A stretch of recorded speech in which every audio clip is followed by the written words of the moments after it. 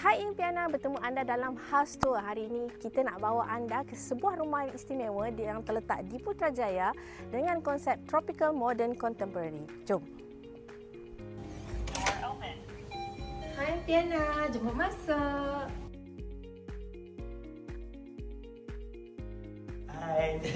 Hai Impiana. So hari ni kita nak tunjuk you guys lah the house yang kita baru buat dengan Yumi dengan husband dia. So tropical modern contemporary is the concept of the whole house lah. So alhamdulillah.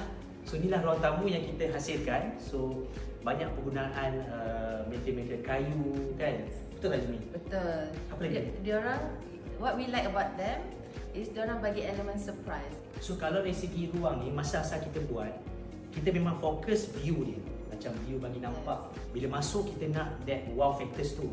So dari segi spesifik ruang tamu kita berada kat sini, kalau you guys perasan kat luar ni, is actually tak ada apa pun. So kita gunakan approach landscape, ada greenery, and then kita introduce kat client, which clients love it, is the bench at the window.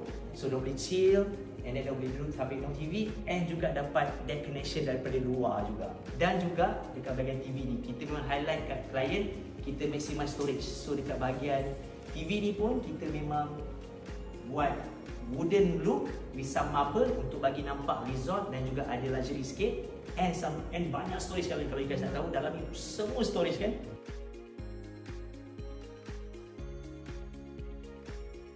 So rumah ni ialah 2+1. So kita buat rumah ni pun 2 tingkat dan atas sekali kita buat deco, fully deco. So sekarang ni kita di ruang tamu, di kawasan ni memang kita highlight kat klien, is an important area supaya this is the heart of the house juga, ruang tamu, tempat makan. So memang kita dapatkan table ni daripada Indonesia. So timber teak punya kayu rain tree lah. So tebal, sebab kat ruang tamu ni biasanya tak banyak benda kita boleh buat. So penggunaan meja sangat penting untuk highlightkan ruang tu. And kalau kamu tengok kat sebelah kanan ni, memang kita custom shelf, open shelf untuk klien to display dorang punya personal items juga. Dorang juga gambar-gambar family. Yang ni kita provide untuk klien, gambar-gambar family dorang, and some special features yang ni which klien yang dapatkan untuk bagi efek macam ada fire effect kat kawasan ni. And my favorite area is actually the lighting lah, sebab kat sini kawasan ni sky roof. So the lighting itself highlight the space, menyebabkan ruang ni nampak lengkap.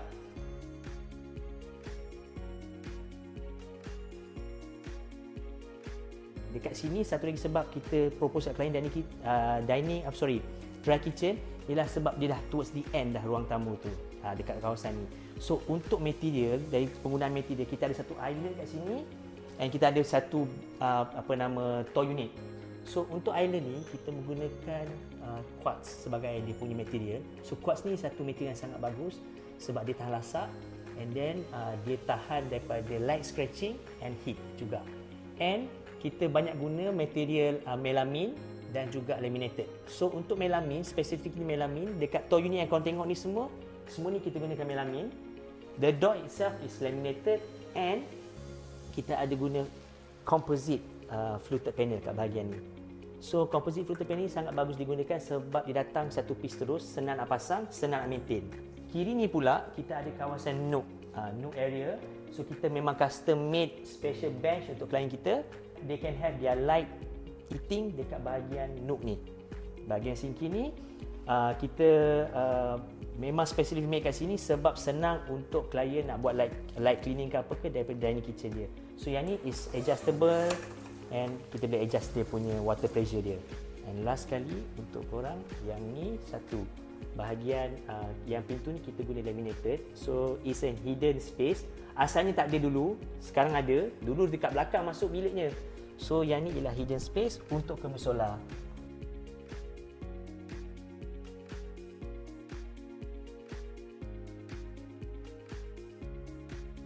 So sini bahagian musola. So basically dekat bahagian ni, asal dulu ni dah ruang luar, dekat luar dah. So kita extend bilik, kita convert to musola, and kita buat fully decoration untuk klien kita. So alhamdulillah, insyaAllah lah, nampak klien happy lah.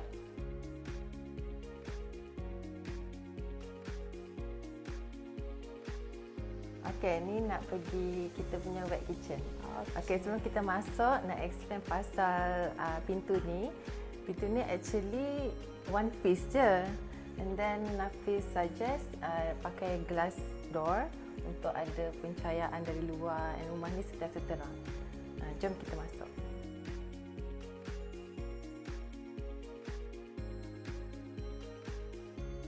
Asal dulu dekat belakang ni keluar Kak Iyat dah tahu. So masa kita design ni, and asal juga pintu masuk bilik surau dulu ialah dekat sini. So idea dia kita re-change circulation dia, kita rotate, tukar entry point masuk daripada dry kitchen supaya nampak pleasant sikit sebab tak best juga masuk daripada dapur, masak-masak masuk pintu daripada dapur. Masuk dapur. So kita tutup yang tutup bahagian bukaan pintu ni, kita convert ke sebelah sana. And belakang ni kita memang purposely remove the door supaya tak banyak sangat pintu nak kena buka. Kita nak make sure kawasan ni dua terpisah tapi dalam masa sama dia connected juga.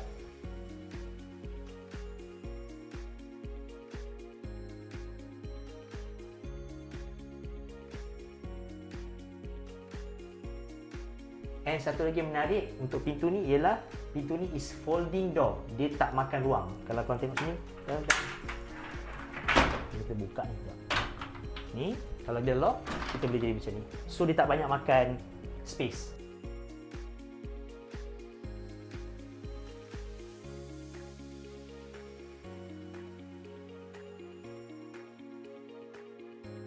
So yang ni is SPC flooring, and untuk makluman juga, tangga ni punya flooring is laminated, is an existing punya flooring. So kita matchkan to ensure dia nampak lebih kurang, tak nampak terlalu beza sangat.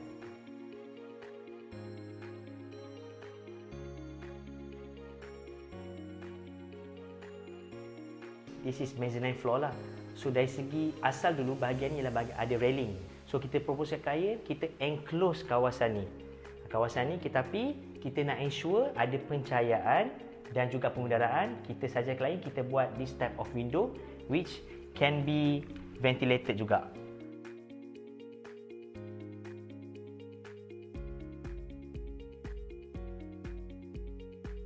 Menariknya master bedroom ni, dia ada satu ruang yang terbuka. Tapi disebabkan kita nak ada wardrobe area and then kita nak ada ruang tidur, kita separatekan bilik ni pada dua section. Kita guna gypsum board, partition dan kita paintkan dia. And disebabkan kita buat bahagian ni, kita dah separatekan terus ruang tidur dan juga ruang bersiap.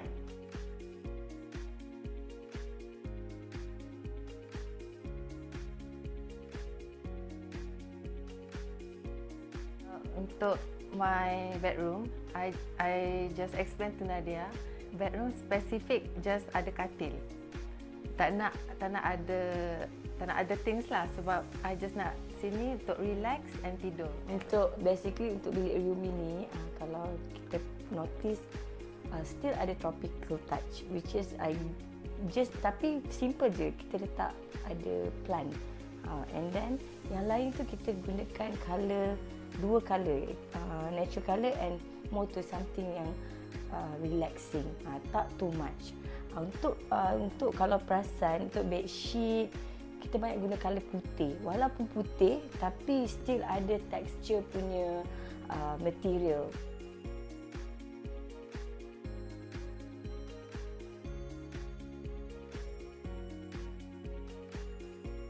Lagi satu, I suggest Yumi to pilih colour palette yang neutral, yang senang untuk kira kalau guest datang pun still rasa macam resort vibe tu still ada kat sini. And then barang pun tak banyak, kita just ada bed, and then ni bed lama, ni bed original bed Yumi. And then I just buy 2 side table dengan chest drawer ni.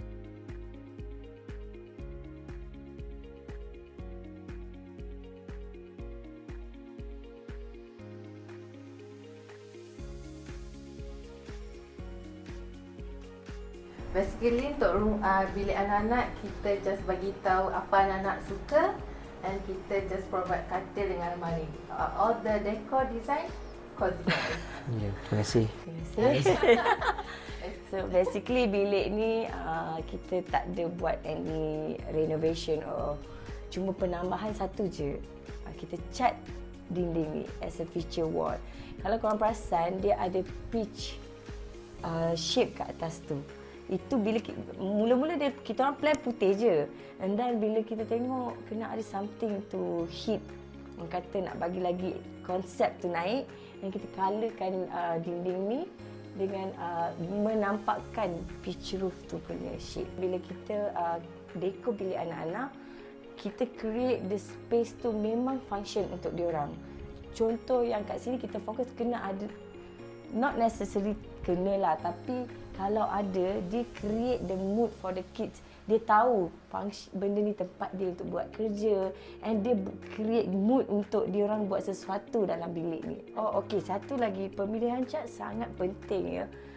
Kalau boleh bila kita tengok cat tu, make sure the colour is the right colour. Untuk yang ni kita guna Nippon, dia punya ni ialah smoky grey.